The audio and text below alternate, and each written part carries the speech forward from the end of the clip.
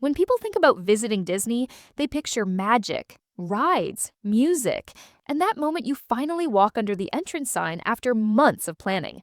But what most people don't realize is this: every single day, guests show up to Disney parks with perfectly normal items and get stopped at security before they even make it inside. And sometimes, it's not even because they broke a clear rule. Sometimes it's because security decided right there at the gate that something in their bag just wasn't allowed that day. And yes, that actually happens. At parks owned by the Walt Disney Company, security rules are strict, detailed, and constantly evolving. But the part most people don't talk about is how many items feel completely harmless until they suddenly aren't. There are families who have had to walk back to their car after rope drop. There are content creators who brought gear they use everywhere else and got turned around. There are guests who bought something legally in their home state and then discovered Disney has completely different rules. And in 2026, the list of banned items and soft banned items is bigger and more confusing than ever. Some of these bans make total sense. Some are about crowd safety, some are about keeping the experience controlled. And a few honestly feel like they came out of nowhere. Today, we're breaking down 15 new things that can get stopped, banned, or rejected at Disney parks in 2026, starting with the ones people argue about the most, and ending with the one rule that means technically anything in your bag could be rejected if security decides it's a problem. Because if you know these before you arrive, you walk straight through security. If you don't, you might be starting your Disney day walking back to the parking lot. Number 15, external speakers and megaphones. This is one of those rules that surprises people because it feels small, but it causes huge problems in real life. External speakers, even small Bluetooth ones, can get stopped at security, and if they don't catch it there, you can still be told to put it away or leave the park if you use it. And this isn't rare. There are real stories online from guests who brought tiny speakers just to play music for their kids in stroller queues and got told to turn them off immediately. In a few cases, security asked them to leave the area completely. Because from Disney's point of view, sound is part of the experience. Every area has its own background music. Every ride queue has its own audio. Even the streets have hidden speakers playing themed soundtracks. Now imagine standing in line for a haunted attraction, and someone behind you is blasting dance music. It completely breaks the atmosphere, and it's not just about magic either. In crowded spaces, loud external audio can block safety announcements, distract cast members, cause arguments between guests. Megaphones are even worse. Those are basically instant confiscation or removal from the park if used. The part that catches people out is this: headphones, totally fine. Phone speakers at normal volume, usually fine. But anything designed to project sound outward, that's where you cross the line. Real Gates story-style example. There are posts from families who brought small clip-on speakers thinking they were being smart for long queue days, only to get told at bag check they had to take it back to their car or hotel before entering. And after waiting 45 minutes at security, that is the last thing you want to hear. The safe move in 2026 is simple. If it plays sound out loud for other people to hear, don't bring it. Save yourself the stress, save yourself the walk back to the car, and start your day inside the park instead of outside security. Before we continue, if you want the real theme park rules most people only learn the hard way and want to learn cool things about Disney and other theme parks, subscribe, because one small mistake at security can ruin an entire day. And these rules change way faster than most people realize. Subscribe and stay one step ahead of the gate. Number 14, glass containers. This is one that catches people because it sounds old school, but it's still enforced hard in 2026 at parks owned by the Walt Disney Company. Most people don't walk into a theme park thinking, did I accidentally pack glass today? But it happens constantly. Reusable glass water bottles, cold brew jars from hotel breakfasts, leftover desserts packed in glass containers, even small sauce jars from snacks.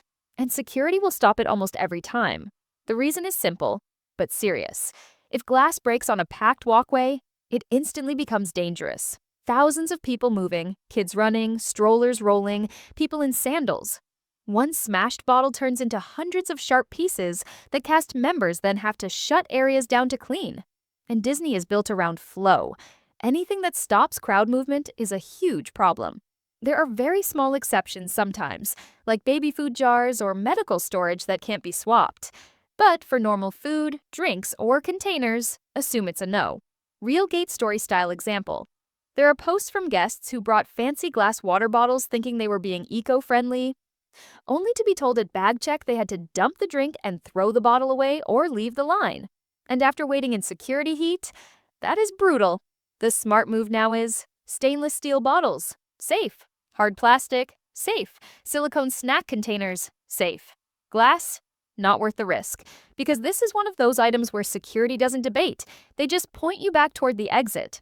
Number 13, loose ice. This is one of those rules that sounds weird until you picture security actually having to deal with it.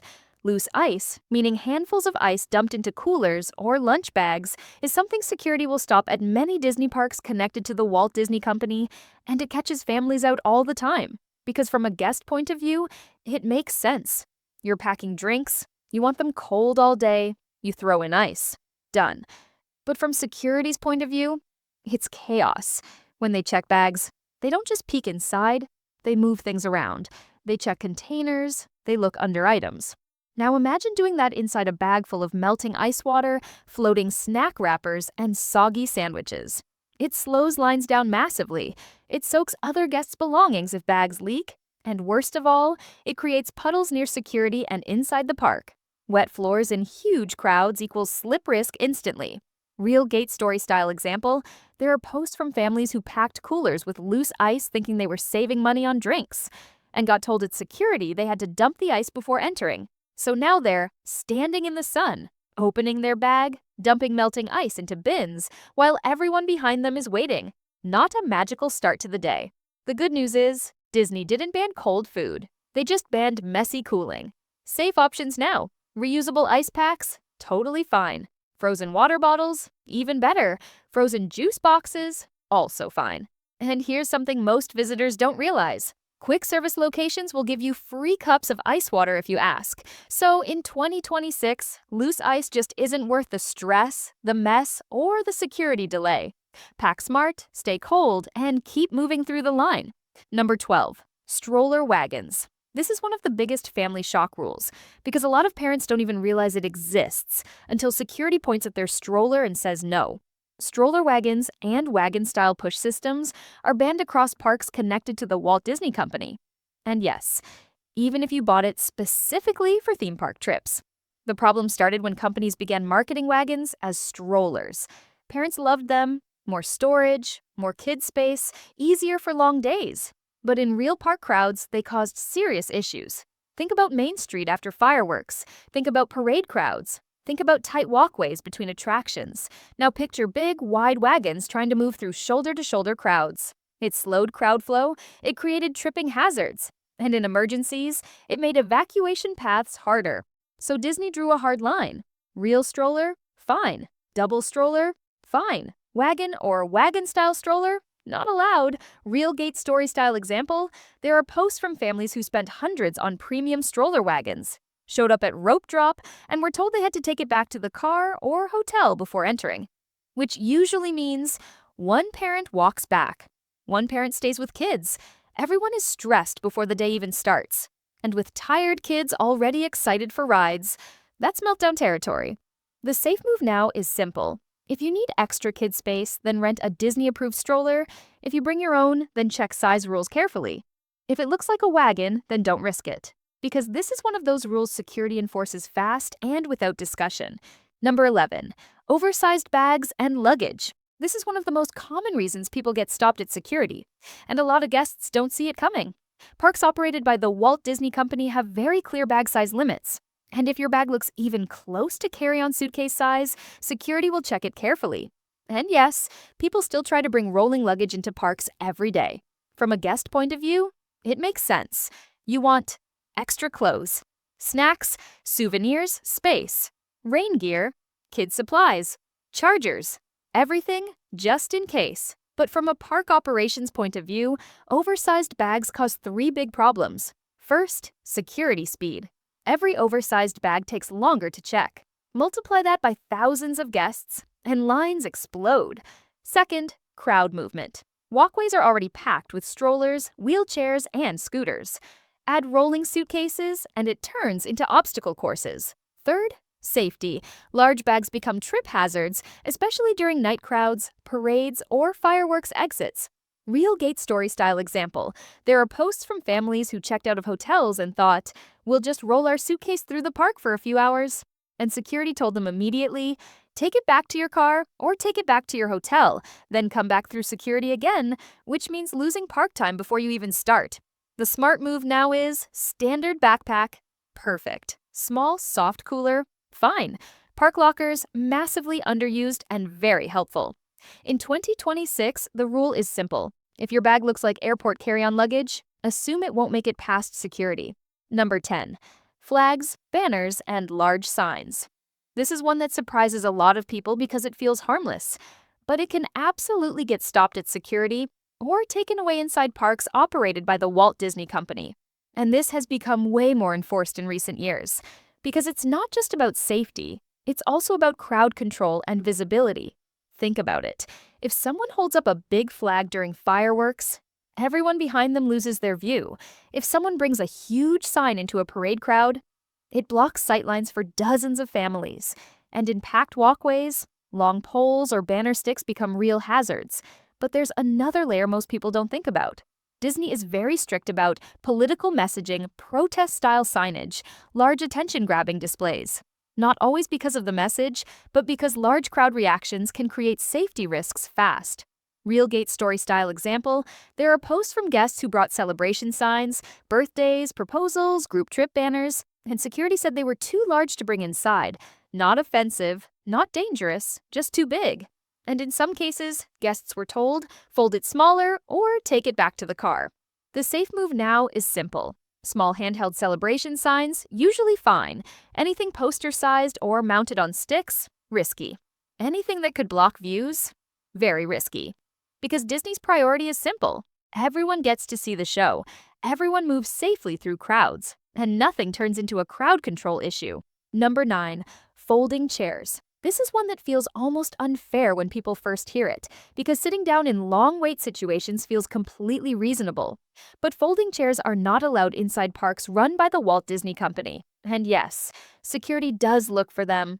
The issue isn't really about sitting, it's about what happens when thousands of people try to sit in walkways, parade routes, or show viewing areas. Picture this: parade about to start. People start opening folding chairs. Suddenly walkways shrink. Emergency paths get blocked, crowd flow stops, and Disney parks are designed around constant movement. Even during fireworks and parades, they need clear paths for cast members, emergency access, crowd redirection. Loose chairs make that almost impossible. There's also the trip hazard factor. At night, low lighting plus chair legs sticking out equals accidents waiting to happen. Real gate story-style example. There are posts from guests who brought small camping stools thinking they were being smart for long parade waits, and security told them they couldn't bring them in. Some got stopped at bag check, some made it inside but were told to put them away or leave. Which is awkward when you're already set up waiting for a show. The safe alternatives now are simple. Sit on curbs, sit on grass areas where allowed, use quick service seating between shows, or time your parade viewing instead of camping early. Because in 2026, anything that turns walkways into seating zones is a big no, and folding chairs are right at the top of that list. Number 8. Large filming rigs and oversized tripods. This one has become a much bigger deal as more guests show up filming content, and it's something security at parks run by the Walt Disney Company is watching closely now. Filming itself isn't banned. Phones? Fine. Small cameras? Fine. GoPros? Fine. Small handheld stabilizers? Usually fine. But once gear starts looking like professional production equipment, that's where problems start. Large tripods, big light rigs, multi-arm stabilizers, large boom mics, anything that needs space around you. Because in a crowded theme park, big filming setups cause 3 main issues. First, crowd blockage. If you set up a large tripod in a busy walkway or viewing area, you instantly slow movement. Second, safety risk. Tripod legs and cables become trip hazards fast in heavy crowds. Third, guest experience complaints. Disney wants guests feeling like they're inside a story, not walking through someone's YouTube set. Real gate story-style example. There are posts from content creators who brought full vlogging setups they use everywhere else. Airports, cities, tourist attractions. And security told them the gear was too large to bring inside. Some were allowed in with instructions to keep gear collapsed. Others were told to take it back to the car or hotel. And that is a brutal way to start a filming day. The safe move now is simple. If it fits fully inside a backpack, usually safe. If it needs its own carrying case, risky. If it needs space to set up, very risky. In 2026, filming is still allowed, but big production-style gear inside packed theme parks? That's where the line is getting tighter. Number 7. Selfie sticks. This is probably one of the most famous theme park bans, and people still try to bring them in every single day. Selfie sticks are completely banned inside Disney parks, and this one came from real problems, not just policy. Years ago, guests were pulling selfie sticks out on rides, in parade crowds, during fireworks inside packed queues. And that's where things got dangerous fast. Imagine sitting on a fast ride and someone lifts a metal pole into the air mid-ride. Now that pole can hit other guests, hit ride structures, or get ripped out of someone's hand and become a projectile. There were also constant complaints from guests who waited an hour for parade or fireworks spots, only to have someone lift a selfie stick right in front of them and block the entire view. So the parks made a simple decision: no selfie sticks, anywhere. Real Gate story style example. There are posts from guests who forgot one was in their bag from a previous trip. Security found it, and they had to step out of line and remove it before entering. And after waiting in security heat, that's a rough start to the day. The part that confuses people is this: small handheld grips, usually fine. Phone stabilizers that collapse small, usually fine, as long as it stays close to your body and doesn't extend outward. But if it telescopes out like a pole, that's where the ban kicks in. The safest rule in 2026 is simple.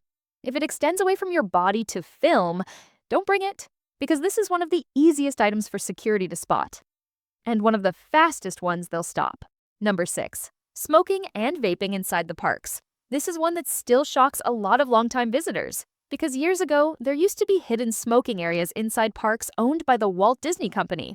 Not anymore. In 2026, if you want to smoke or vape, you have to leave the park completely and go to designated areas outside the entrance zones. And for some parks, that can mean a serious walk. From Disney's point of view, this change was about 2 big things. First, guest comfort. Disney controls smells and atmosphere everywhere. Popcorn smells on Main Street, ride scent effects, themed background music, smoke or vapor clouds instantly break that experience. Second, family complaints. Over the years, there were more and more complaints about secondhand smoke, especially around kids and stroller areas. So Disney didn't reduce smoking areas. They removed them from inside the parks completely. Real Gate story style example. There are posts from guests who brought vapes assuming they could just step into a quiet corner like older park layouts, and then found out they had to exit security, go outside, and then re-enter again. If you're deep inside a park when the urge hits, that can easily be 20 to 30 minutes round trip, plus re-entering security lines. Not a quick break? The smart move in 2026 is planning it. If you smoke or vape, do it before entering, do it when leaving for meals, or do it when park hopping, because spontaneous breaks aren't easy anymore. And this is one of those rules where cast members will enforce it fast if they see it. Number 5. Marijuana, even if it's legal where you bought it. This is one that catches a lot of adults off guard, especially visitors coming from places where it's fully legal. Even if marijuana is legal in the state you bought it in, it is still banned inside parks operated by the Walt Disney Company.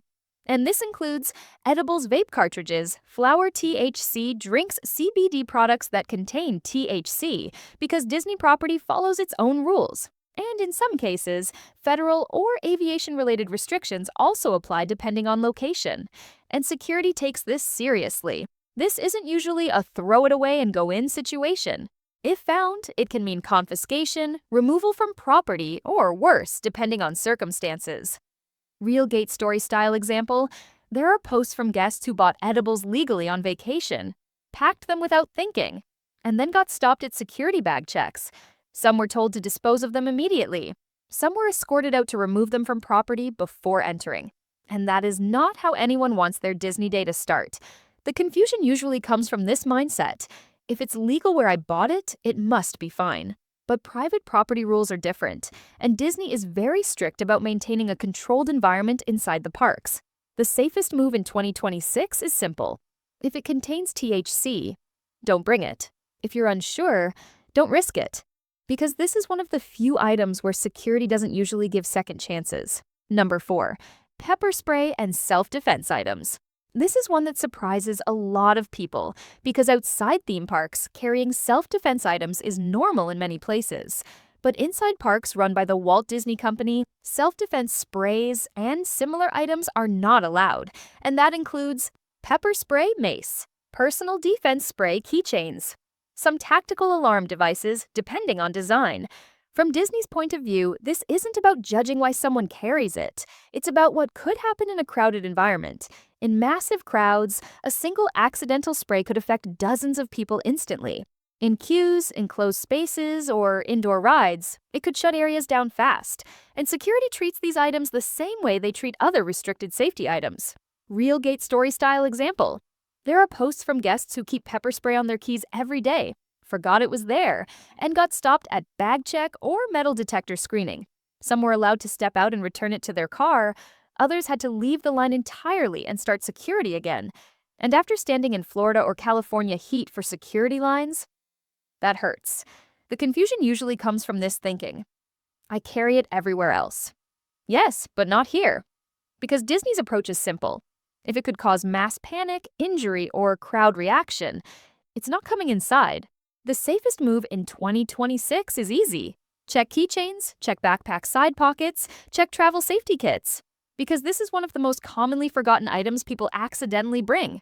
And security spots it fast. Number 3, drones. This one is not just a park rule. In many cases, it's an actual law issue. Drones are completely banned on property at parks operated by the Walt Disney Company, and in some locations, flying a drone anywhere near the parks can fall under restricted airspace rules. So this isn't just a security will take it off you situation. It can mean confiscation, removal from property fines, or legal trouble depending on where and how it's used. And people still try, especially content creators and first-time visitors who want aerial castle shots or fireworks footage.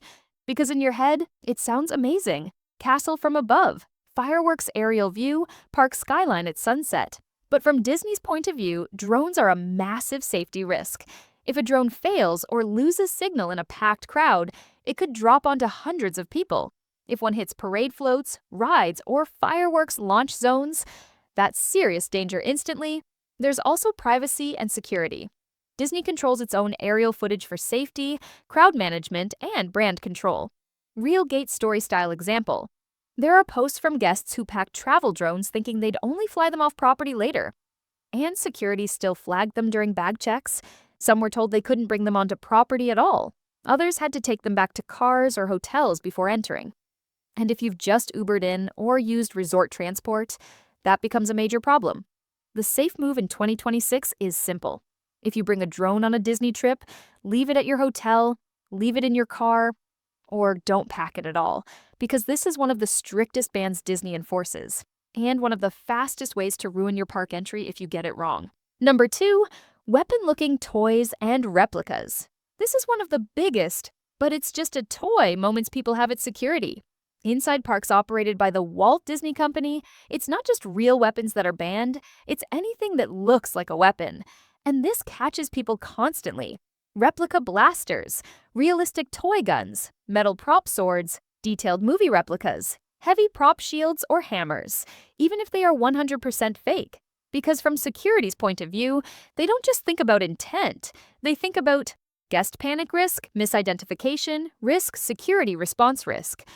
If someone sees something that looks real in a crowded park, it can trigger fear or emergency responses instantly. And Disney will never take that chance.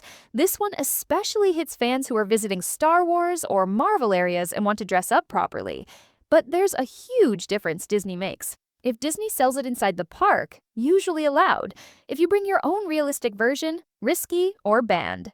Real gate story style example. There are posts from guests who spent hundreds on high-end collectible replica props, brought them for photos, and security said they couldn't enter with them. Some had to store them in lockers, some had to leave property to drop them off. And imagine explaining to kids or friends why the cool prop you brought can't even make it through the gate. The safest move in 2026 is simple. If it looks like it could be mistaken for real, don't bring it. If it's heavy, metal, or detailed, don't risk it, because this is one of the fastest no discussion bans at security. Number 1, Security can ban any item, even if it's not on the list. This is the one most people don't know about, and it's the one that makes everything else on this list make more sense. At parks operated by the Walt Disney Company, security has final discretion to deny items, even if that exact item isn't written anywhere on the public banned list. And yes, that's real, because Disney security rules are built around one core idea. If something could cause safety issues, crowd problems, panic, or major guest disruption, they can stop it, even if it's technically allowed somewhere else. And this is where people get caught off guard, because most guests think rules work like airport rules. If it's not listed, it must be fine. But theme park security doesn't work like that. It works more like, if this could become a problem today, it's not coming in. Real gate story style example. There are posts from guests who brought items that weren't specifically banned, large novelty items, unusual electronics props, unusual metal items, oversized novelty merchandise. And security said no anyway, not because the guest did anything wrong, not because it was illegal, but because security decided it could cause issues in crowds. And there's usually no debate at that point. You either take it back to your car, take it back to your hotel, or don't enter with it. And after wading through security lines, that is devastating. This is why experienced park visitors follow one simple rule now. If you're unsure, don't bring it, because the most powerful rule in 2026 isn't written on the banned list. It's the one that says security has the final say.